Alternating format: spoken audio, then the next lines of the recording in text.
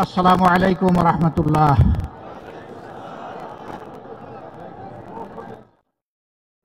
রাব্বিল আলামিন ওয়াসসালাতু ওয়াসসালামু আলা রাসূলিহিল কারীম ওয়া আলা আলিহি ওয়া সাহবিহি ওয়া আহলি বাইতি আজমাইন।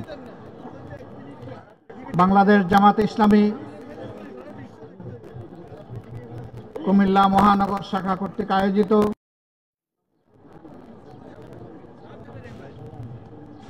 আজকের এই বিশাল কর্মী সম্মেলনের সম্মানিত সভাপতি, মহানগরী আমির, কেন্দ্রীয় কর্ম পরিষদ সদস্য জনাব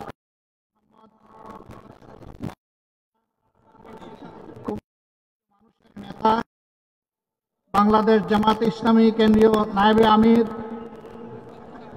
বিশিষ্ট রাজনীতিবিদ জনাব ডক্টর সৈয়দ আব্দুল্লাহ মোহাম্মদ তাহের, মঞ্চে বসা আমার কেন্দ্রীয় সহকর্মীবৃন্দ, আঞ্চলিক এবং স্থানীয় নেতৃবৃন্দ, আজকের এই সম্মেলনের প্রধান উপাদান এবং আকর্ষণ সহকর্মী ভাই ও বোনেরা, শহীদ পরিবারের সম্মানিত সদস্যবৃন্দ, সাংবাদিক বন্ধুরা, আল্লাহ তাবারক ওয়া তাআলার অগণিত শুকরিয়া আদায় করছি যে আল্লাহ রাব্বুল আলামিন মুক্ত পরিবেশে আজকের এই সম্মেলন আমাদেরকে অনুষ্ঠান করার তৌফিক দান করেছেন। আলহামদুলিল্লাহ, শুকরিয়া আদায় করছি মজলুম সংগঠনের পক্ষ থেকে আল্লাহ আমাকে তৌফিক দিয়েছেন, আমার সহকর্মীদেরকে তৌফিক দিয়েছেন এখানে দাঁড়িয়ে দুটি কথা বলার জন্য। আবার আলহামদুলিল্লাহ।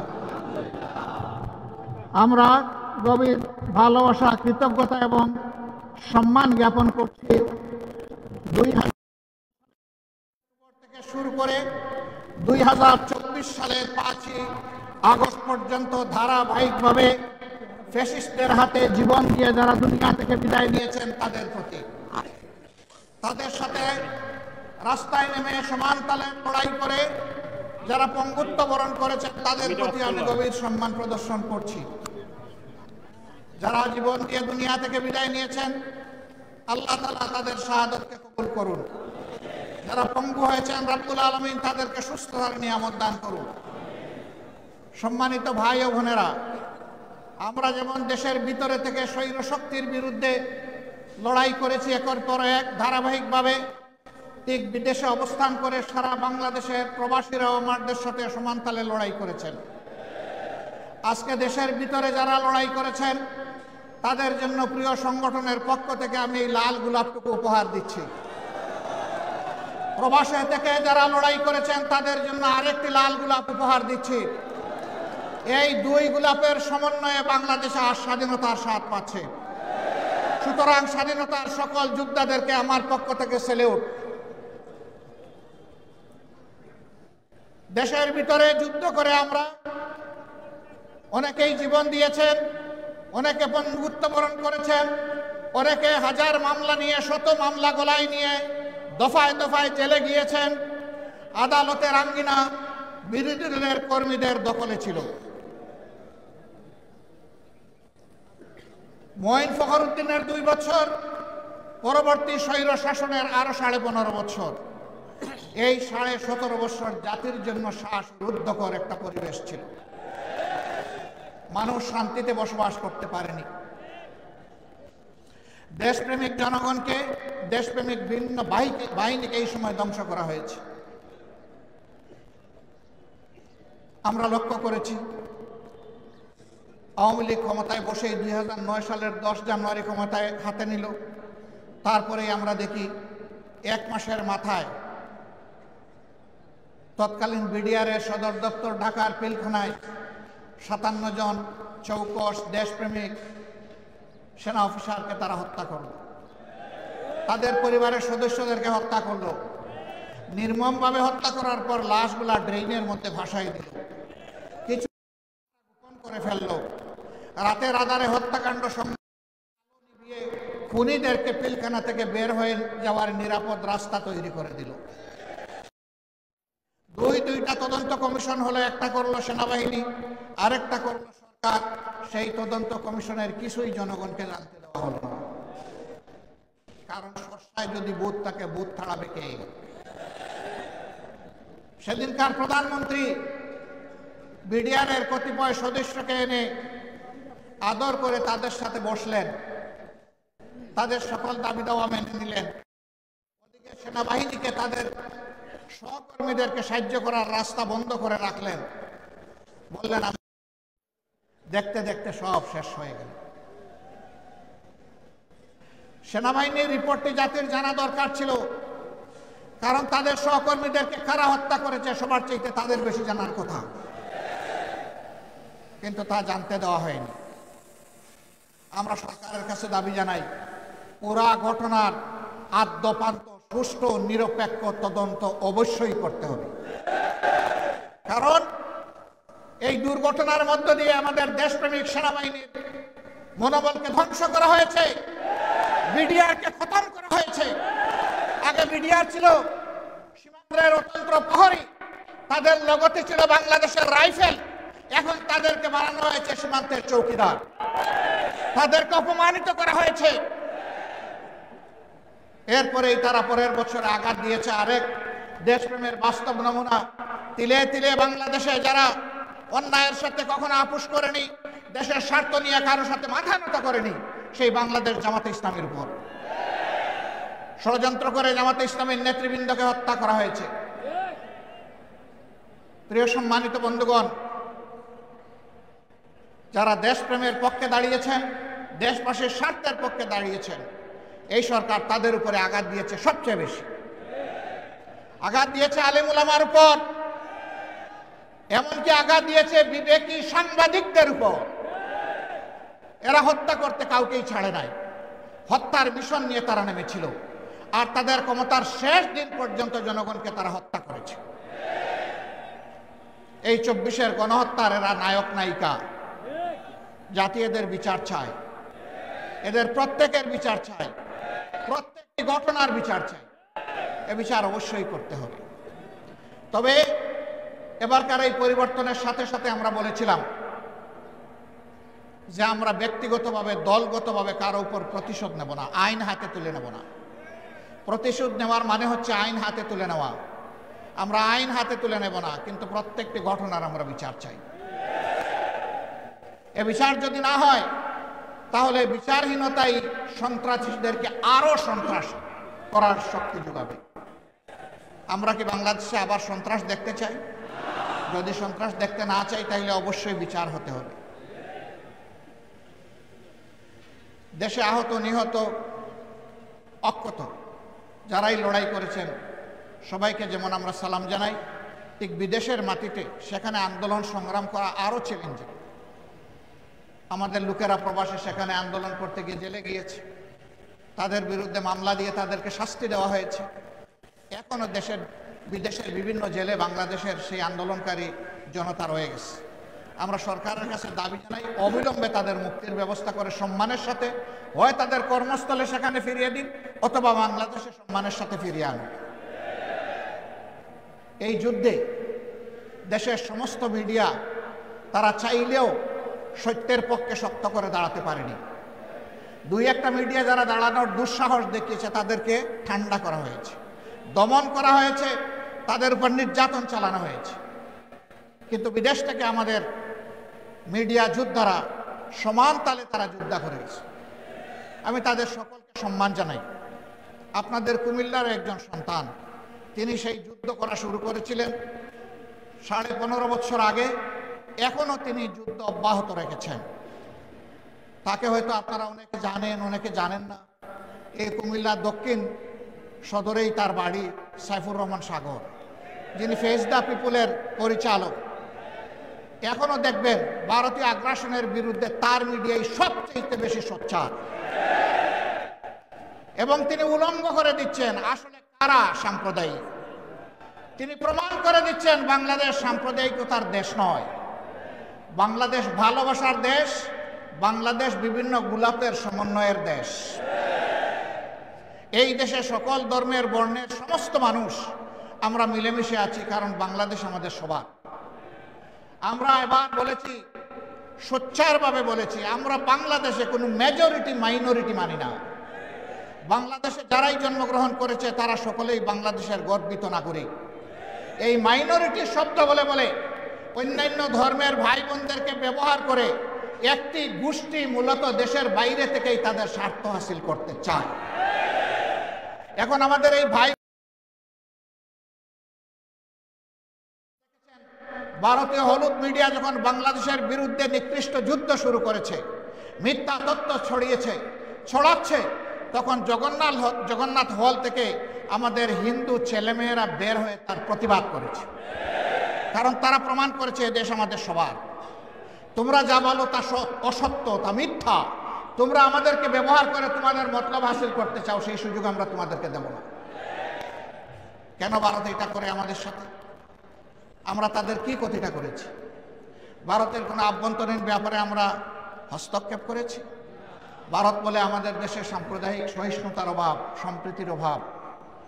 হ্যাঁ, মানুষ দেখতে পাচ্ছে কোন বৎসর কতটা কোন ধর্মের মানুষ ভারতের উগ্র একটি সাম্প্রদায়িক গোষ্ঠীর কাছে নির্মমভাবে নিহত হয়। সারা বিশ্ব তার সাক্ষী। বাংলাদেশে এই ধরনের নিকৃষ্ট ঘটনা ঘটে না।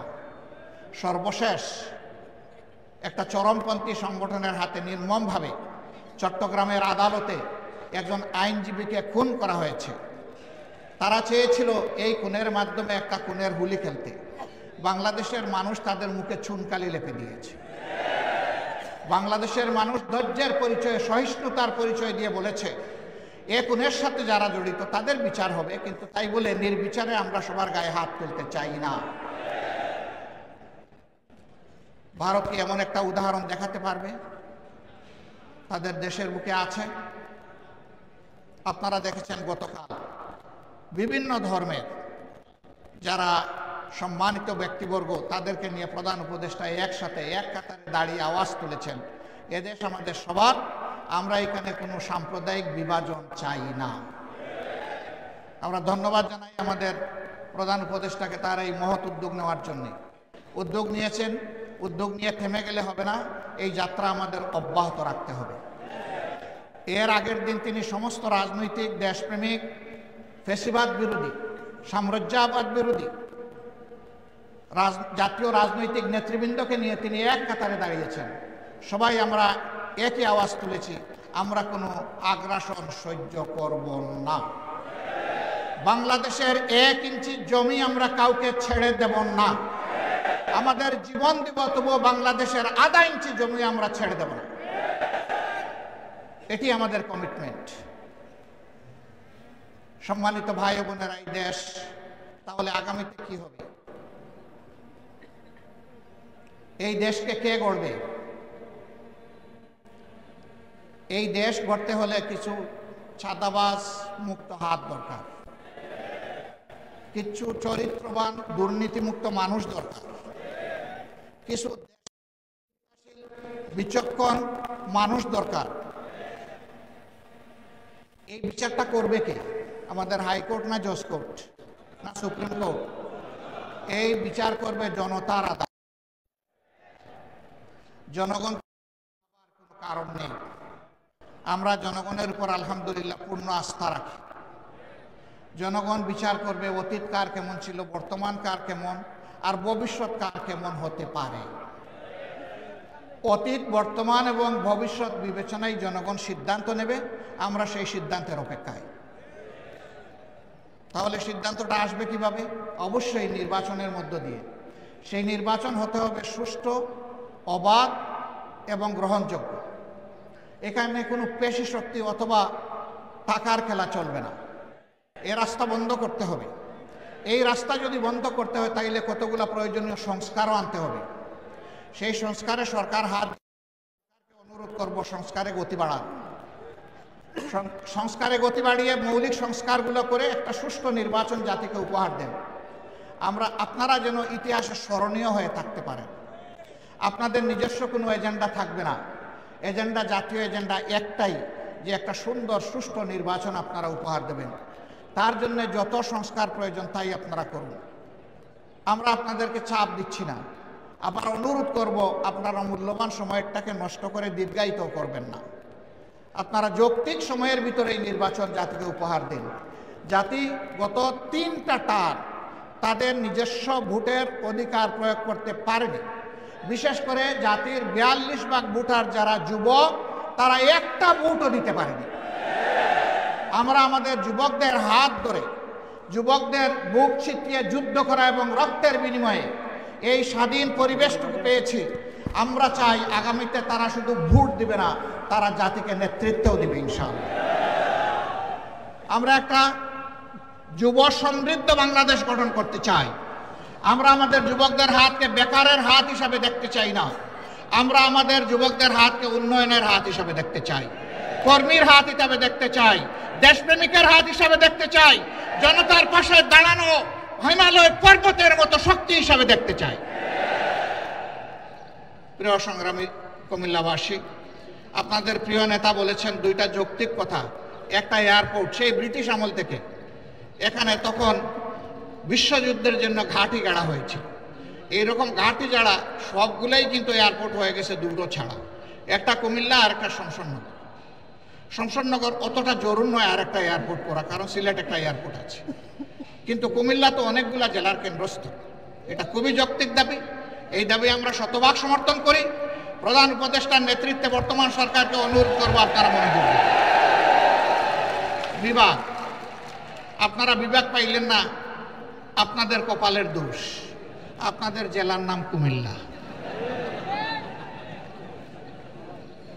কুমিল্লা জেলাটা কি আমাজন জঙ্গল থেকে এখানে এসে পড়েছে? এটা কি বাংলাদেশের অংশ নয়? মহান স্বাধীনতা যুদ্ধে, 24-এর যুদ্ধে কুমিল্লার কি কোনো ভূমিকা নেই? যদি কুমিল্লার ভূমিকা কুমিল্লা নামেই রাখার সুযোগ থাকে, আজকে কুমিল্লার নামে বিভাগ দিতে অসুবিধা কোথায়? কেন সেটা আটকে রেখেছিলেন? শেখ মুজিবুর রহমান সাহেব দুনিয়া থেকে বিদায় নিয়েছেন, তার সুকীর্তি অথবা তার অন্য কিছু, সেটার মূল্যায়ন জনগণ করেছে, করবে, করতে থাকুক। কিন্তু আপনি ওই জায়গায় জেদ ধরে আপনি কুমিল্লা বিভাগ দিবেন না, একটা জেলাকে তার নাম ধরে অপমানিত করবেন। আপনি বাংলাদেশের প্রধানমন্ত্রী হতে পারেন না।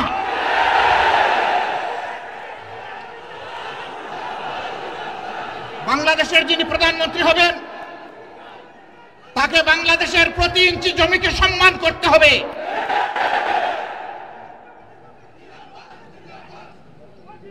এটা একটা জুলুম, একটা এলাকার লোকদের উপর নিঃসন্দেহে এটি একটি জুলুম। অনেকগুলা জুলুমের মধ্যে এটা একটা জুলুম।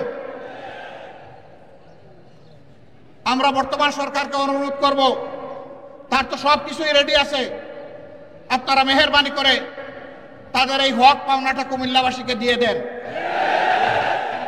নামের জন্য কুমিল্লাবাসী যুদ্ধ করে নাই, বলে নাই সুরমা নদীর নামে করেন, কুশিয়ারার নামে করেন, তিতাসের নামে করেন, এটার নামে করেন, ওটার নামে করেন। কুমিল্লাবাসী এটা বলেন নাই। কুমিল্লাবাসী বলেছে আমাদের নামেই, আমাদের পরিচয়, আমাদের বিভাগটা দিয়ে দেন। এমনকি বৃহত্তর নোয়াখালীর লোকেরা বলেন নাই যে লক্ষ্মীপুরের নামে দেন বিভাগ, তারা বলে নাই যে আপনারা নোয়াখালীর নামে দেন, ফেনীর নামে দেন, তাও তারা বলে নাই। তাহলে তারা যদি কেউ না বলে কুমিল্লার নামে বিভাগ হবে না কেন? এ বিভাগ হওয়া উচিত। বরঞ্চ আরেকটা কারণে হওয়া উচিত, যে একটা নামের প্রতি অপমান করা হয়েছে, যত তাড়াতাড়ি পারেন দিয়ে সম্মানটা ফিরিয়ে দেন। আমরা এমন একটা বাংলাদেশ গঠন করতে চাই, যেই বাংলাদেশে কোনো বৈষম্য থাকবে না। আপনারা সবাই রাজি আছেন, কিন্তু আমাদের স্টেজের লোকেরা রাজি না। কারণ আপনারা নিচে বসে আছেন সাধারণ চেয়ারে, ওনারা দামি চেয়ারে এখানে বসে আছে। তার মাঝে আবার তিনটা দেখেন ডিস্টিংগুইশড, ওইটার হাইট আরো বেশি। আইসা দেখি যে এই তিনটাতে আবার বিছানো আছে, কি বলে জানি, টাওয়াল দেওয়া আছে। তো আমি বৈষম্য বেশি দূর করতে পারি নাই, প্রথমে আমার টাওয়ালটা ফেলে দিছি। আগামীতে এই ধরনের কোনো আয়োজন হলে সকল চেয়ার সমান থাকবে ইনশাআল্লাহ। যে চেয়ার নিচে থাকবে, দেখার স্বার্থে যদি একটা স্টেজ লাগে, তাইলে সেই চেয়ারটাই উপরে থাকবে ইনশাআল্লাহ। আপনারা সবাই রাজি আছেন?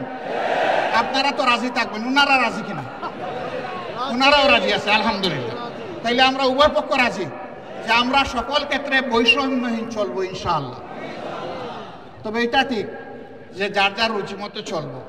যেমন আমার গায়ে একটা সদরিয়া বা একটা কোটি আছে, তাই বলে সবাইকে কোটি পরতে হবে না। ব্লেজার যার পছন্দ তিনি ব্লেজার করবেন, শীতের দিনে সোয়েটার, গ্লাভ, চাদর যার পছন্দ তিনি তাই করবেন। কিন্তু সামাজিক ক্ষেত্রে আমরা ইনশাআল্লাহ সমান থাকবো আল্লাহ চাইলে। দেখেন বৈষম্যের শিকার হয়ে ভাইগুলা পড়তে বসছিল এই মাত্র। তো আমরা আল্লাহর দরবারে বৈষম্য থেকে পানা চাই। এখন এই বৈষম্যহীন দেশটা গড়বে কে? প্রধানমন্ত্রী হলেই আমার বাড়ি যে জায়গায় বন্যার স্রোত, উন্নয়নের স্রোত চলে যাবে সে জায়গায়। সারা বাংলাদেশের সম্পদ টেনে টুনে এনে ওখানে ঢুকাই দেওয়া হবে। তাইলে বৈষম্যহীন সমাজ হবে কেমনে? যুক্তি হলো যে সাবেক আমলে আমার এলাকা ছিল বঞ্চিত, এখন অতীতের কাজা কাফারা সব আমার আদায় করতে হবে। আমরা কথা দিচ্ছি ইনশাআল্লাহ, আল্লাহ তাআলা যদি জনগণের মনে ভালোবাসা, আমাদের প্রতি সমর্থন তৈরি করে দেন, তাহলে আমরা এমন বাংলাদেশ গড়ব যেই বাংলাদেশে প্রধানমন্ত্রীর জেলার আগে অন্য জেলাকে আগে চোখ দিয়ে দেখা হবে ইনশাআল্লাহ।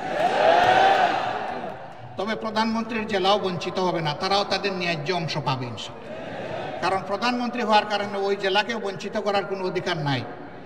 কিন্তু রাজার হস্ত করে সমস্ত কাঙ্গালের দুন চুরি, ওই চুরি করতে দেব না আমরা কাউকে। যদি আল্লাহ তাআলা আমাদেরকে এই সুযোগ দেন, আল্লাহ ভালো জানেন, প্রিয় জনগণ তারা বিবেচনায় নেবেন। যদি সুযোগ দেন তাহলে ইনশাআল্লাহ আমরা কথা দিচ্ছি যে আমরা দুর্নীতি করব না, দুর্নীতি হতে দেব না। বলবেন তার কি কোনো প্রমাণ আছে? একটু আছে তো ভাই। 2001 থেকে 6 সাল জামাতে ইসলামের যে দেশপ্রেমিক নেতৃবৃন্দকে খুন করা হয়েছে বিচারিক আদালতে, তারা তো 2 জন 3 মন্ত্রণালয়ের দায়িত্ব পালন করেছেন। বলেন বাংলাদেশের কেউ কোনো দুশ্মনও আমাদের তাদের হাতে একটু দুর্নীতির গন্ধ লাগাইতে পেরেছে? পারে নাই। কেন? একটাই কারণ, তারা আল্লাহকে ভয় করে।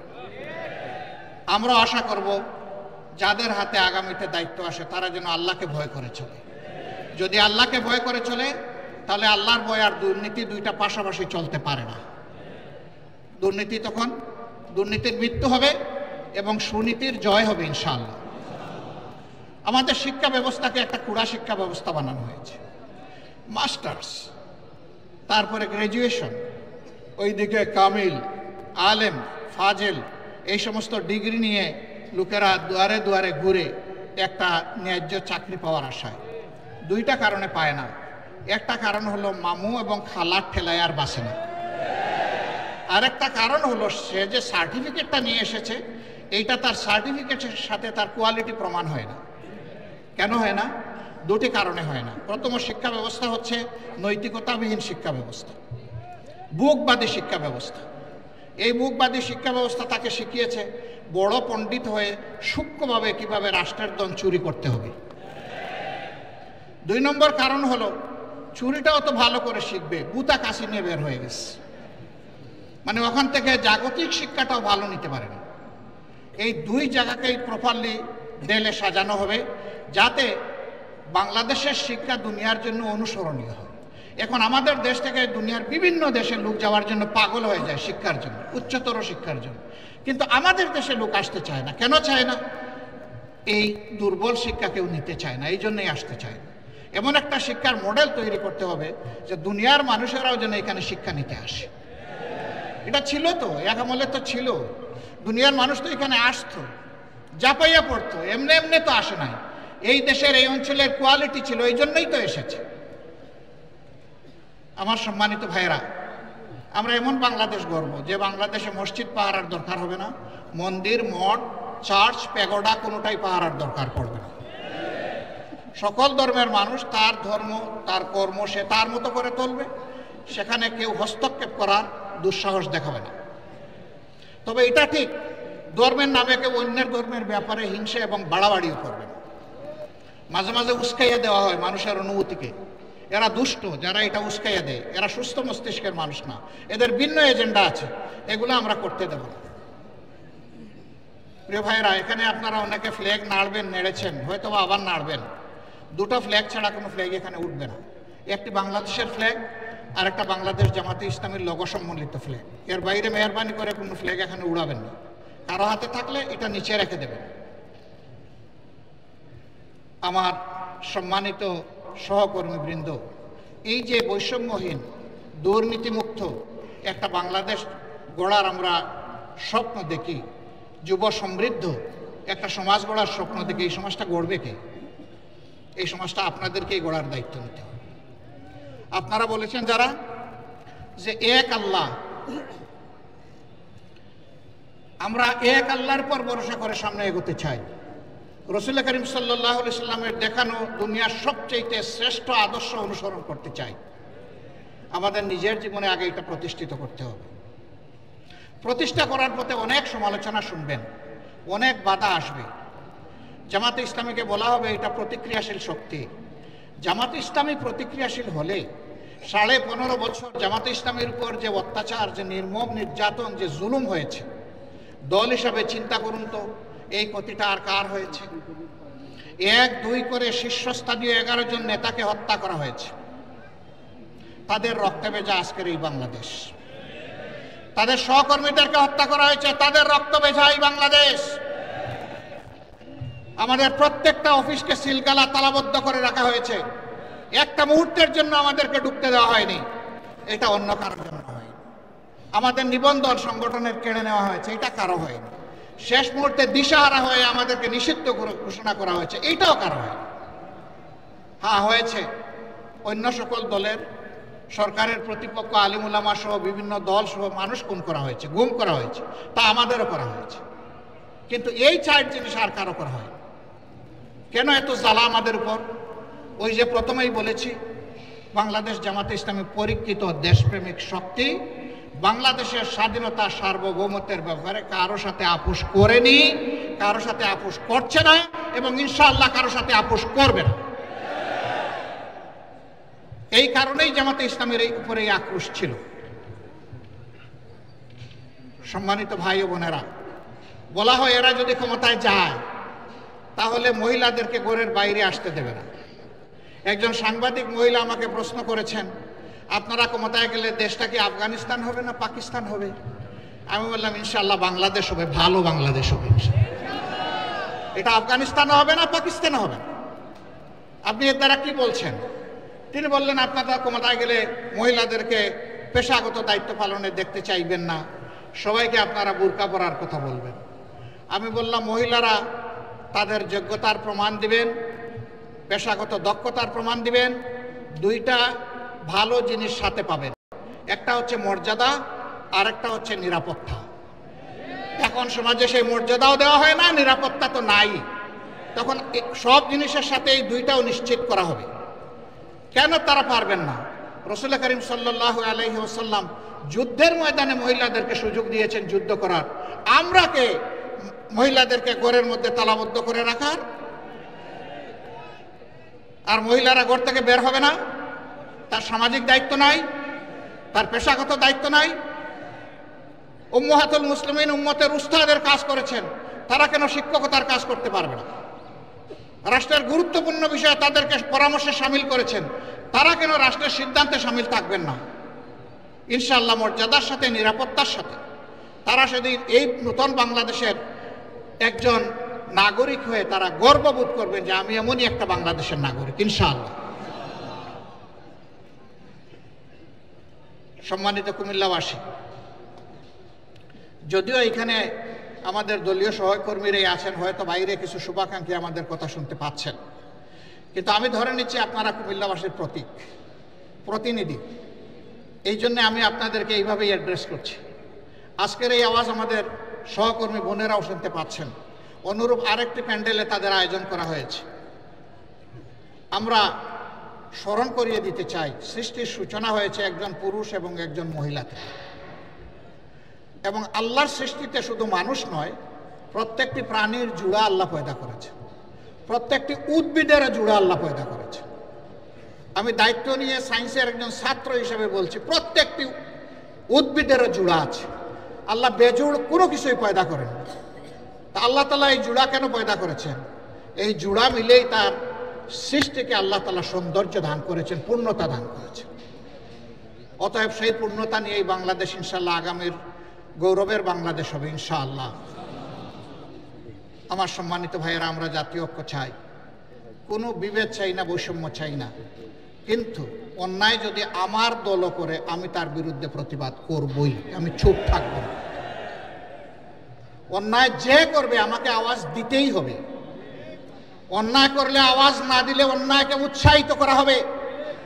অপরাধীদেরকে এগিয়ে দেওয়া হবে অপরাধ করার জন্য, আমরা তা পারবো না, এটা আমাদের পক্ষে সম্ভব না।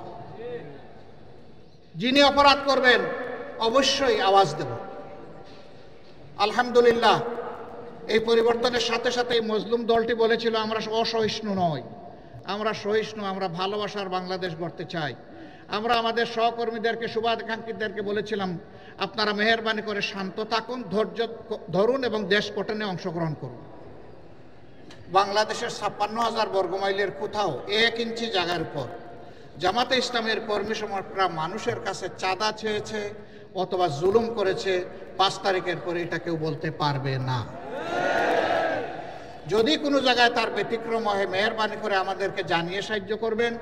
সরকারের, প্রশাসনের, পুলিশ বাহিনীর কারোই দরকার হবে না, বিচার কারে কো ইনশাআল্লাহ দেশের জনগণ দেখবে।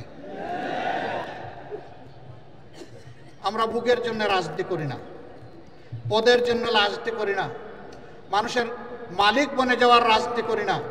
আমরা রাজনীতি করি মানুষের খাদেম হওয়ার রাজনীতি, সেবার রাজনীতি।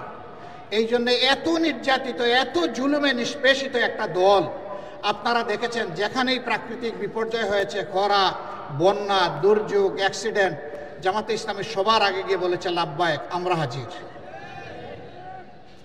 আহত নিহতের পরিবারের পাশে দাঁড়িয়ে বলেছে আমরা আপনাদের সাথে আছি। এবারও যারা শহীদ হয়েছে বিগত আন্দোলনে, প্রত্যেকটি পরিবারে, আমরা দল দেখি নাই, ধর্ম দেখি নাই, আমরা সম্মান করে তাদের পরিবারের কাছে গিয়েছি, তারা আমাদেরকে গ্রহণ করেছেন, আমরা সম্মানিত হয়েছি। আমরা তাদের পাশে দাঁড়িয়ে বলেছি শহীদ পরিবার জাতির সম্পদ, আমরা অবশ্যই আপনাদের সাথে আছি, পাশে আছি, একসাথে আছি, পরিবারের সদস্য হিসেবে আছি। কোনো কোনো জায়গায় এমন হয়েছে একজন রিক্সা চালক ভাই শহীদ হয়ে গিয়েছে, তার 6 মাসের অন্তঃসত্ত্বা স্ত্রী কেঁদে কেঁদে বলছে আমার গর্ভের সন্তানের কি হবে, দুনিয়ায় এসে কারে বাবা ডাকবে। অন্য মানুষের বাচ্চাগুলো যখন তাদের বাবার মুখের দিকে তাকাইয়া লাফালাফি করবে, আমার বাচ্চা তখন কি করবে? আমার এই গরিবের সংসারে আমরা তো ভালোই ছিলাম, এখন কি হবে? রাজশাহী সেই মেয়েটাকে বলেছিলাম মা, এখন আমরা তো এই পরিবারের সদস্য, তুমি, তোমার বাচ্চা এবং তোমার পরিবার, জামাতে ইসলামী যতদিন বেঁচে থাকবে ততদিন পর্যন্ত আমাদের সম্পদ, আমরা খেলে তোমরাও খাবে। আমাদের সন্তানরা লেখাপড়া করলে একই মানের লেখাপড়া তোমার সন্তানও করবে ইনশাআল্লাহ। ইতিমধ্যে তার কুলে আলহামদুলিল্লাহ একটা পূর্ণিমার চাঁদ, একটা বাচ্চা এসেছে। আমরা দোয়া করি আল্লাহ তাকে তাইয়্যিব হায়াত দান করবে। তার বাপের মতো সেও যেন জাতীয় বীর হতে পারে। তার বাবা লড়াই করতে গিয়ে এইটা চিন্তা করে নাই যে আমি রিক্সাওয়ালা, আমি মরে গেলে আমার পরিবার কেমনে চলবে, বরঞ্চ সে চিন্তা করেছে আমার জীবন যদি আমার জাতির হায়াত এনে দেয় তাইলে আমি আমার জীবন দিয়ে দেব। এ ঘটনার পর আমরা গিয়েছি, আমাদের তাহের ভাই গিয়েছেন বিভিন্ন হসপিটালে দেখতে, হাত নাই, পা নাই, চোখ দুটো নাই, পাশে বসে বিছনায় বসে জিজ্ঞেস করেছি তোমার কেমন লাগে, বলে যে আমি হ্যাপি, আমি খুশি। বললাম তুমি হাত হারিয়ে, পা হারিয়ে, চোখ হারিয়ে খুশি? বলে যে হ্যাঁ আমি খুশি। কেন ভাই তুমি খুশি? বলে যে আমার দেশ স্বাধীন হয়েছে। তাদেরকে বললাম আগামীতে জাতির প্রয়োজনে আর তো তোমাদের করার কিছু নেই, তোমরা তো সব উজাড় করে দিয়ে দিস। কেন নাই? হাত একটা গিয়েছে, জাতির প্রয়োজনে দ্বিতীয়টা দেওয়ার জন্য প্রস্তুত আছে। যেই জাতির সন্তানেরা এইরকম জীবন দেওয়াকে জাতির স্বার্থে পছন্দ করে, আমরা বিশ্বের সকলকে অনুরোধ করব তাদের দিকে লাল চোখ তুলে তাকাবেন না। জীবনের চাইতে মরণ, শাহাদত জাতের কাছে প্রিয়, তাদেরকে ধমক দেওয়ার চেষ্টা করবেন না। প্রিয় কুমিল্লাবাসী, পুলিশের হাতে কি আমরা নির্যাতিত হইনি? হয়েছে।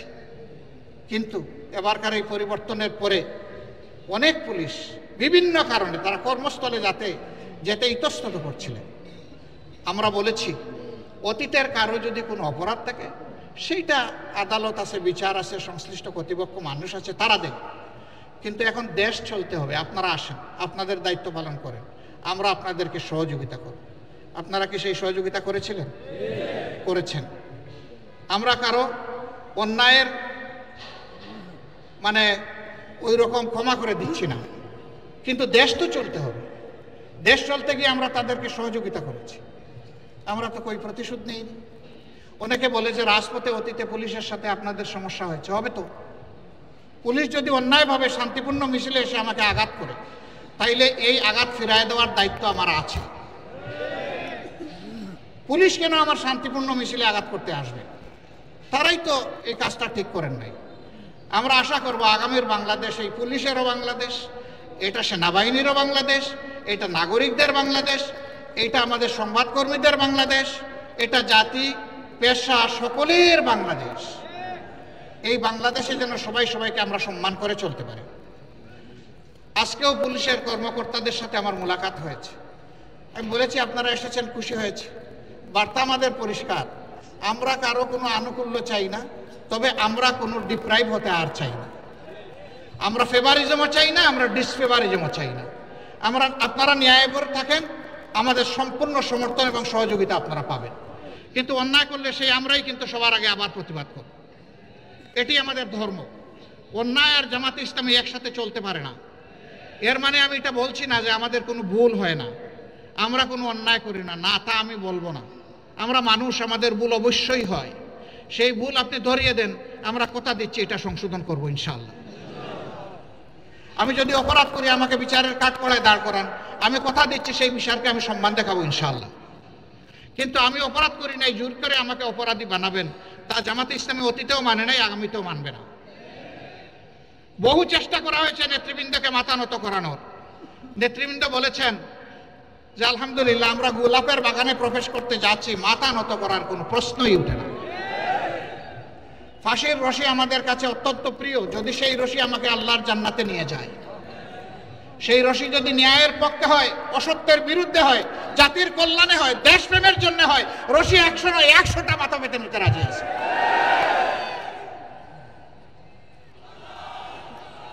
সম্মানিত ভাই ও বোনেরা, আমি মিডিয়ার ভাইদের প্রতি দুটি অনুরোধ জানাতে চাই। মিডিয়াকে বলা হয় জাতির দর্পণ, আর মিডিয়ার সাথে যারা কাজ করেন কর্মকর্তা এবং সাংবাদিক বন্ধুগণ, তাদেরকে বলা হয় জাতির বিবেক। মানুষ বলে যে দুনিয়ায় একটা আদালত সবচেয়ে ভালো আদালত, এটার নাম বিবেকের আদালত। কথাটা সঠিক কিনা? বিবেক আল্লাহর দান। অন্য অবুঝ প্রাণী আর মানুষের মধ্যে একটা কারণেই তফাৎ, যে ওই প্রাণীগুলোকে আল্লাহ বিবেকের নিয়ামত দেন নাই, যেটা আল্লাহ মানব জাতিকে দিয়েছেন। সুবহানাল্লাহ। সুতরাং আমার বিবেক যেদিন কাজ করবে না, সেদিন ওই প্রাণী আর আমার মাঝে আর কোনো তফাৎ থাকবে না। সেটা সাংবাদিকই হোক আর আমিই হই, যেই হই, ওই মানুষ হিসাবে তিনি আর পরিচিত হবেন না। আমরা জানি 15.5 বছর, এমনকি এর আগের 2 বছরও স্ক্রিপ্ট ধরে দেওয়া হতো, আপনারা কি পড়বেন আর কি লিখবেন। এখন সেটি নেই। আপনারা খোলা চোখে দেখবেন আর খোলা মনে ভাববেন। আপনার বিবেক দিয়ে আপনি সাজাবেন, আবেগ দিয়ে নয়, অতীতের কোনো বদ্ধমূল ধারণা দিয়ে নয়, বরঞ্চ বর্তমানের বাস্তবতা দিয়ে আপনারা আপনাদের নিউজগুলোকে সাজাবেন। আলহামদুলিল্লাহ আপনারা অনেকেই সাজাচ্ছেন। মাঝখানে মাঝে মাঝে কেউ পিছলা, ওই কাদামাটিতে পা পিছলে যায় এবং পড়ে যান কেউ কেউ। ওনারা পড়তে গিয়ে আমারও ফেলে দেন। ভাই আমারে আর এইভাবে ফেলবেন না, আপনারা সাহায্য করুন, দুইভাবে সাহায্য করুন। আমাদের এবং আমাদের সহকর্মীদের বক্তব্যগুলো অবিকল জাতির কাছে পৌঁছে দেন। আমরা ভুল করলে জাতি বিবেচনা করব। আবার যদি আপনার কাছে আমাদের কোনো ভুল ধরা পড়ে, আপনি আমাদেরকে বলুন, গঠনমূলক সমালোচনা করুন, অবশ্যই করবেন। কেন করবেন? সমালোচনা না করলে তো আমাদের সংশোধন হবে না।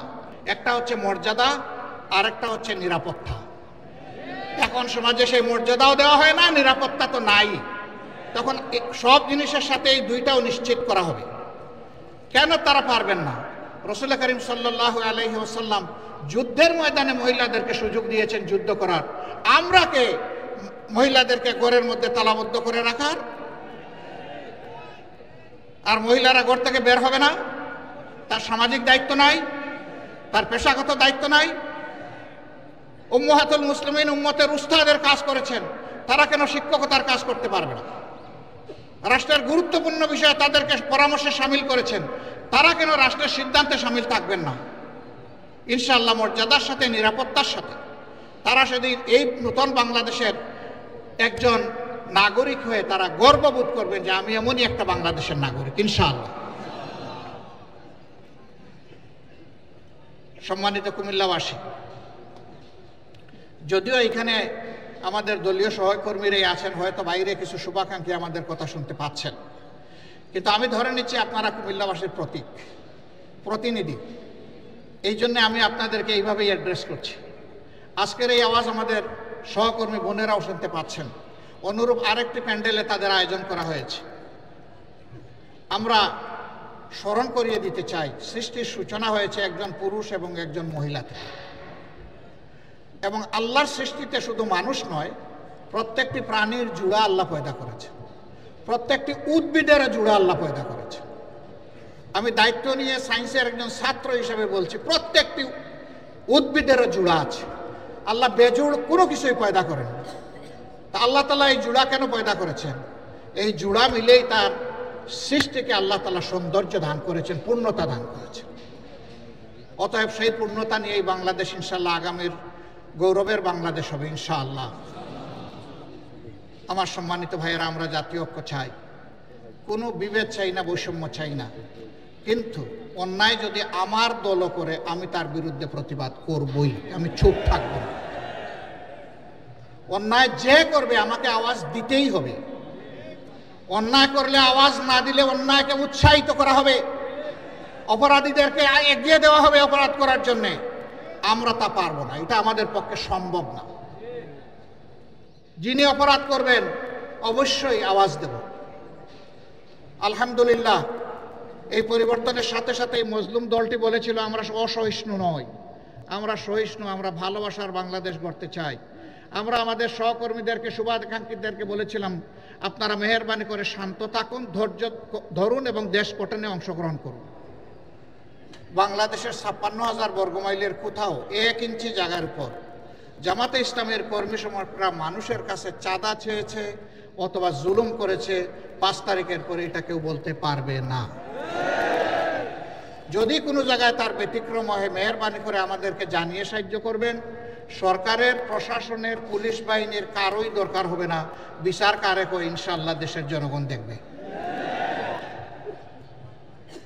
আমরা ভোগের জন্য রাজনীতি করি না, পদের জন্য রাজনীতি করি না, মানুষের মালিক বনে যাওয়ার রাজনীতি করি না। আমরা রাজনীতি করি মানুষের খাদেম হওয়ার রাজনীতি, সেবার রাজনীতি।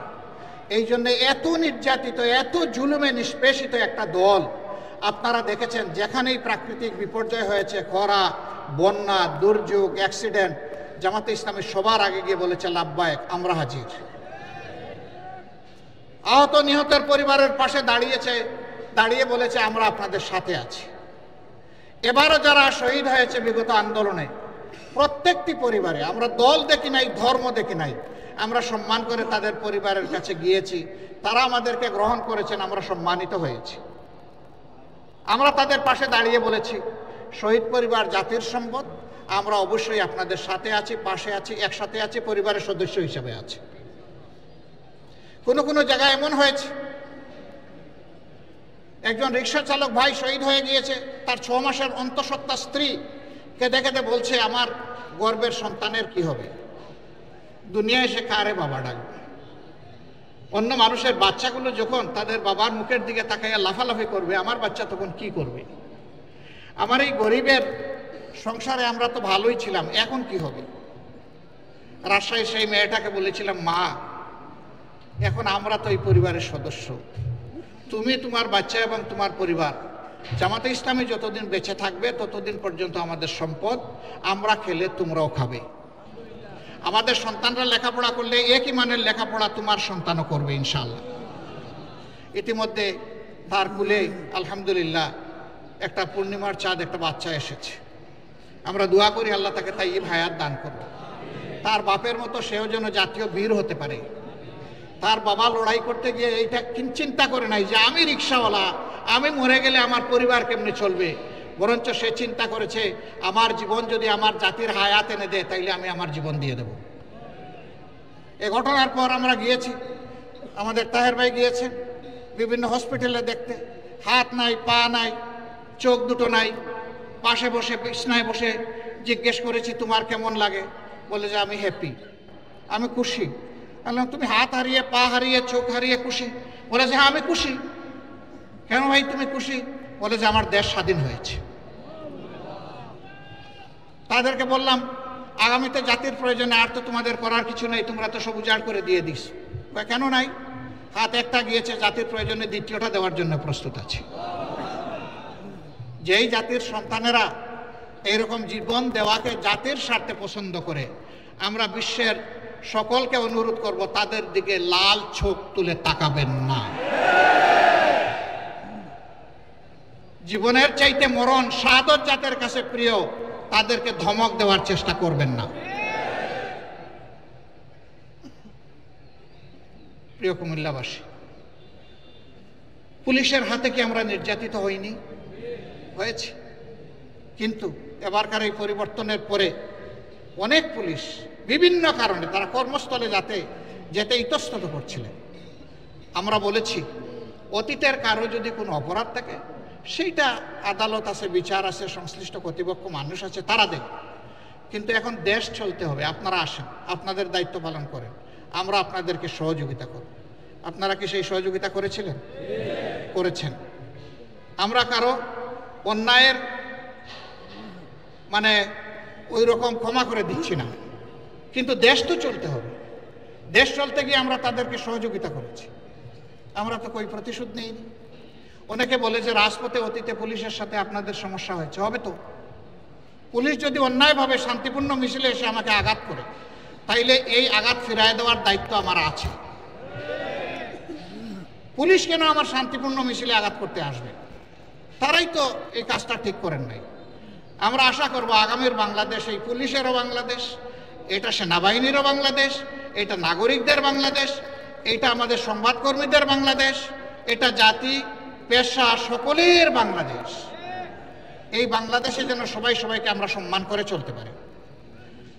আজকেও পুলিশের কর্মকর্তাদের সাথে আমার মোলাকাত হয়েছে। আমি বলেছি আপনারা এসেছেন, খুশি হয়েছে। বার্তা আমাদের পরিষ্কার, আমরা কারো কোনো আনুকূল্য চাই না, তবে আমরা কোনো ডিপ্রাইভ হতে আর চাই না। আমরা ফেভারিজমও চাই না, আমরা ডিসফেভারিজমও চাই না। আপনারা ন্যায় করে থাকেন, আমাদের সম্পূর্ণ সমর্থন এবং সহযোগিতা আপনারা পাবেন। কিন্তু অন্যায় করলে সেই আমরাই কিন্তু সবার আগে আবার প্রতিবাদ করব। এটি আমাদের ধর্ম।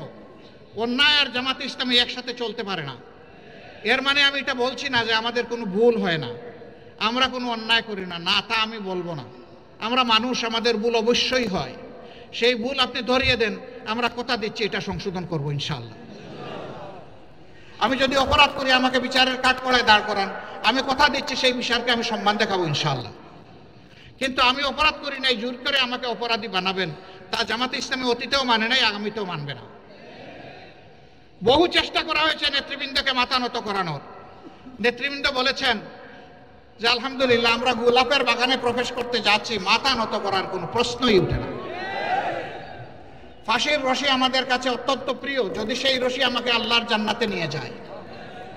সেই রশি যদি ন্যায়ের পক্ষে হয়, অসত্যের বিরুদ্ধে হয়, জাতির কল্যাণে হয়, দেশপ্রেমের জন্য হয়, রশি 100 নয় 100টা মাথা পেতে নিতে রাজি আছে।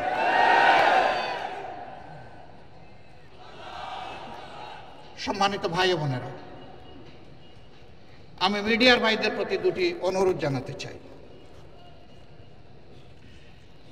মিডিয়াকে বলা হয় জাতির দর্পণ, আর মিডিয়ার সাথে যারা কাজ করেন কর্মকর্তা এবং সাংবাদিক বন্ধুগণ, তাদেরকে বলা হয় জাতির বিবেক। মানুষ বলে যে দুনিয়ায় একটা আদালত সবচেয়ে ভালো আদালত, এটার নাম বিবেকের আদালত। কথাটা সঠিক কিনা? বিবেক আল্লাহর দান। অন্য অবুঝ প্রাণী আর মানুষের মধ্যে একটা কারণেই তফাৎ, যে ওই প্রাণীগুলোকে আল্লাহ বিবেকের নিয়ামত দেন নাই যেটা আল্লাহ মানব জাতিকে দিয়েছেন। সুবহানাল্লাহ। সুতরাং আমার বিবেক যেদিন কাজ করবে না, সেদিন ওই প্রাণী আর আমার মাঝে আর কোনো তফাৎ থাকবে না। সেটা সাংবাদিকই হোক আর আমিই হই, যেই হই, ওই মানুষ হিসাবে তিনি আর পরিচিত হবেন না। আমরা জানি 15.5 বছর, এমনকি এর আগের 2 বছরও স্ক্রিপ্ট ধরে দেওয়া হতো, আপনারা কি পড়বেন আর কি লিখবেন। এখন সেটি নেই। আপনারা খোলা চোখে দেখবেন আর খোলা মনে ভাববেন। আপনার বিবেক দিয়ে আপনি সাজাবেন, আবেগ দিয়ে নয়, অতীতের কোনো বদ্ধমূল ধারণা দিয়ে নয়, বরঞ্চ বর্তমানের বাস্তবতা দিয়ে আপনারা আপনাদের নিউজগুলোকে সাজাবেন। আলহামদুলিল্লাহ আপনারা অনেকেই সাজাচ্ছেন। মাঝখানে মাঝে মাঝে কেউ পিছলা ওই কাদামাটিতে পা পিছলে যায় এবং পড়ে যান কেউ কেউ। ওনারা পড়তে গিয়ে আমারও ফেলে দেন। ভাই আমারে আর এইভাবে ফেলবেন না, আপনারা সাহায্য করুন, দুইভাবে সাহায্য করুন। আমাদের এবং আমাদের সহকর্মীদের বক্তব্যগুলো অবিকল জাতির কাছে পৌঁছে দেন। আমরা ভুল করলে জাতি বিবেচনা করব। আবার যদি আপনার কাছে আমাদের কোনো ভুল ধরা পড়ে আপনি আমাদেরকে বলুন, গঠনমূলক সমালোচনা করুন, অবশ্যই করবেন, কেন করবেন? সমালোচনা না করলে তো আমাদের সংশোধন হবে না। দুইভাবে সাহায্য করুন। আমাদের এবং আমাদের সহকর্মীদের বক্তব্যগুলো অবিকল জাতির কাছে পৌঁছে দেন। আমরা ভুল করলে জাতি বিবেচনা করব। আবার যদি আপনার কাছে আমাদের কোনো ভুল ধরা পড়ে আপনি আমাদেরকে বলুন, গঠনমূলক সমালোচনা করুন, অবশ্যই করবেন, কেন করবেন? সমালোচনা না করলে তো আমাদের সংশোধন হবে না। আমরা তো ভুলের ঊর্ধ্বে নই। আমরা সমালোচনার জন্য আপনাদেরকে আহ্বান জানাচ্ছি, উৎসাহিত করব, অভিনন্দন জানাব যখন গঠনমূলক সমালোচনা আপনাদের কাছ থেকে আসবে, যেটা জাতির কল্যাণে লাগবে, সেই সমালোচনাটা আপনারা করবেন। আরেকটা অনুরোধ জানাবো, আপনাদের দায়িত্ব হচ্ছে 4 ডাইমেনশনাল ভিশন, অর্থাৎ চতুর্দিক থেকে দেখতে হবে, সামনা পিছন 2 সাইড। আপনারা চতুর্দিকে চোখ ঘুরাইয়া দেখবেন, আপনারা একদিক থেকে দেখবেন না। চতুর্দিক থেকে যখন দেখবেন পুরো বিষয়টা আপনাদের কাছে স্পষ্ট হয়ে যাবে। তখন কালো না সাদা সেইটাও বুঝে ফেলবেন। স্বয়ং আমিও যদি কালো হই আমাকেও ছাড় দেবেন না। কালোকে অবশ্যই ধরতে হবে, কালোকে সাদা বানাতে হবে, অথবা কালোকে এই জমিন থেকে, এই সমাজ থেকে তাড়াতে হবে। কালোর জায়গায় এই জমিনে হবে না। এই কালো মানে আমার মতো গায়ের রং যাদের কালো, আমি তাদের কথা বলছি না। এই কালো মানে চরিত্রের কালো, চিন্তার কালো। এই কালো চরিত্র এবং চিন্তার কালো যাদের থাকবে, এদের কোনো জায়গা আমরা বাংলাদেশে দিব না ইনশাআল্লাহ। এই ব্যাপারে সবচেয়ে ভালো দায়িত্ব পালন করতে পারবেন সাংবাদিক বন্ধুগণ। এই জন্য আগেও বলছি, এখনো বলবো যে আসুন আমরা সাদাকে সাদা বলি, কালোকে কালো বলি। এই ব্যাপারে আপনারা পিছপা হবেন না, সে যেই হোক, কোনো অসুবিধা নেই। আপনারা জাতির চতুর্থ স্তম্ভ, এই স্তম্ভটা মজবুত হলে জাতি মজবুত হবে ইনশাআল্লাহ। আমরা সেই ঐক্যের, সাম্যের এবং বৈষম্যবিহীন বাংলাদেশের জন্য সকলের সহযোগিতা চাই। আমার সহকর্মীরা, আপনারা সবাই কি এরকম একটা বাংলাদেশ চান? শিওর? হাত তোলেন তো দেখি সবাই। বুঝে শুনে উঠিয়েছেন? হ্যাঁ, হাত নামান। যদি এরকম একটা বাংলাদেশ চেয়ে থাকেন, মনে রাখবেন আপনাদের ত্যাগ শেষ হয়ে যায়নি, আরো বহু ত্যাগ আপনাদেরকে স্বীকার করতে হবে। আপনারা সেই ত্যাগের জন্য প্রস্তুত আছেন? প্রস্তুত থাকুন। আমি আপনাদের দুর্বল ভাই হিসেবে আমি আপনাদের সাথে প্রস্তুত আছি, আলহামদুলিল্লাহ। সম্মানিত ভাইয়েরা, আমাকে ডাক্তার সৈয়দ আব্দুল্লাহ মোহাম্মদ তাহের সাহেব বলেছেন, প্রধান উপদেষ্টার পাশে দেখে মানুষ মনে মনে ভাবে উনিও বোধহয় খুব শক্তিশালী মানুষ। আমি আসলে খুবই দুর্বল মানুষ। আমি অনেককে শক্ত করে কুচা দিয়ে কথা বলতে পারি না বলে অনেকে আবার গাল বেজার করে যে উনি আরো ধারালো চৌকস কথা বলে না কেন। আমি পারি না, যে আমাকে ক্ষমা করে দেবেন। কথা যেভাবে আমার মা বাবা আমাকে শিখিয়েছেন, যে শিক্ষা আমি আমার উস্তাদদের কাছে পেয়েছি, যে শিক্ষা আমার সমাজ আমাকে দিয়েছে, কথা তো আমাকে সেভাবেই বলতে হবে।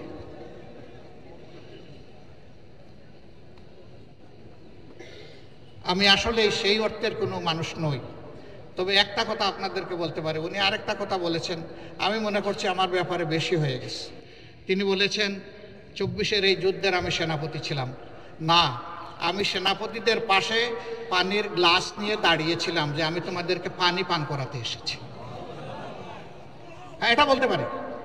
আলহামদুলিল্লাহ, ওরাও রাত্রে ঘুমায় নাই, আমিও রাত্রে ঘুমাই নাই।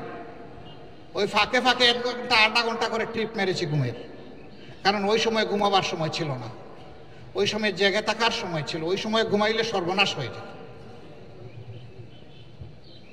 প্রিয় সম্মানিত বন্ধুগণ, যেই জাতির নেতৃবৃন্দ সজাগ থাকে সেই জাতি শান্তিতে ঘুমাইতে পারে, আর যে জাতির নেতৃবৃন্দ ঘুমিয়ে পড়ে সেই জাতিরা আর কোনো শান্তি থাকে না, ঘুম হারাম হয়ে যায়। যারা এই জাতিকে নেতৃত্ব দিতে আসবেন তাদেরকে অনুরোধ করব, হাতে লাঠি নেওয়া চৌকিদার হিসাবে আসবেন, হাতে বন্দুক নেওয়া খুনি হিসাবে কেউ আসবেন না। মানুষের ভোট নেওয়ার আগে পায়ে ধরে বাবা ডাকবেন, আর ভোট নেওয়ার পরে মালিক হয়ে তার উপরে ছড়ি ঘুরাবেন, এই মানসিকতা আর দেখাবেন না। এটা বাংলাদেশের জনগণ একবারের মতো প্রত্যাখ্যান করেছে। এই রূপে যেই আসতে চাইবে তিনি বারবার প্রত্যাখ্যাত হবেন। সুতরাং আসতে হবে সত্যিকার অর্থে সেবকের পোশাক পরে আসতে হবে, মন নিয়ে আসতে হবে। বাংলাদেশ জামাতে ইসলামের জন্য দোয়া করবেন। আমরা এই দেশ এবং দেশের জনগণের একটু খেদমত করতে চাই। আল্লাহ যদি এই খেদমতের জন্য আমাদেরকে উপযুক্ত মনে করেন, তাহলে দেশবাসীকে যেন আমাদের ভালোবাসার পাত্র বানিয়ে দেন। এই দেশবাসীর অন্তরে যেন আমাদের জন্য কিছু দোয়ার জায়গা আল্লাহ তৈরি করে দেন। আমাদের যে শহীদরা দফায় দফায় রক্ত দিয়েছেন সেই ৭১ সাল থেকে, আমি সবাইকে শুনি, যারাই রক্ত দিয়েছেন দেশের জন্য, জাতির জন্য, তাদের রক্তের ঋণটা যেন আমরা পরিশোধ করার সুযোগ পাই। আল্লাহ যেন এই তৌফিকটা আমাদেরকে দান করে। আমার সম্মানিত ভাইয়েরা, আল্লাহ তাআলা এই কুমিল্লাবাসীর প্রতি রহম করুন। তাদের দুইটা ন্যায্য দাবি থেকে কুমিল্লাবাসীকে দূরে রাখা হয়েছে, বঞ্চিত করা হয়েছে। তাদের দাবি অবিলম্বে বাস্তবায়িত হোক, আমরা দোয়া করি। আরও যে দাবিগুলো সঙ্গত দাবি আছে অন্যান্যদের মতো, সারা দেশের মতো, সেই দাবিগুলোও তাদের বাস্তবায়ন, ওটাও দোয়া করি। আমরা সমতার, ন্যায্যতার, ভালোবাসার, অহিংসু একটা বাংলাদেশ গঠনের দিকে এগিয়ে যাই। আল্লাহ আমাদেরকে সাহায্য করুন। আসসালামু আলাইকুম ওয়া রাহমাতুল্লাহ। আল্লাহ হাফেজ। বাংলাদেশ জিন্দাবাদ। বাংলাদেশ জামাতে ইসলামী জিন্দাবাদ।